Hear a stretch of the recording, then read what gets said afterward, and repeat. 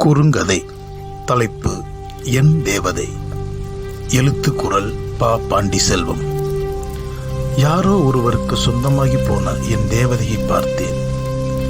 வெள்ளை குதிரைகள் பூட்டப்பட்ட சாரட் வண்டியில் பயணிக்கவில்லை அவள். பொழிந்த வேர்வையை சேலை முந்தானையால் துடைத்தபடி குண்டும் குழியுமான சாலையில் நடந்து சென்று கொண்டிருந்தாள். நீர் ஊற்றி சூரியனின் வெக்கையை தணித்திட நினைத்தேன். முடியாது போக ஓடிச் சென்று அவளுக்கு குடை பிடித்திட நினைத்தேன். கடந்து சென்ற இனிப்பு கடையில் ஏதோ கேட்டு அடம் பிடித்தான். அவளது கரம் பிடித்து நடந்து வரும் சிறுவனான அவளது மகன். அப்பனின் முரட்டு அதட்டலில் நச்சரிப்பை கைவிட்டான் சிறுவன். என் உயிரைப் போலவே சிறுவனின் முகத்தில் இருந்து வெளிப்பட்டன பெரும் கண்ணீரும் விசும்பல்களும்.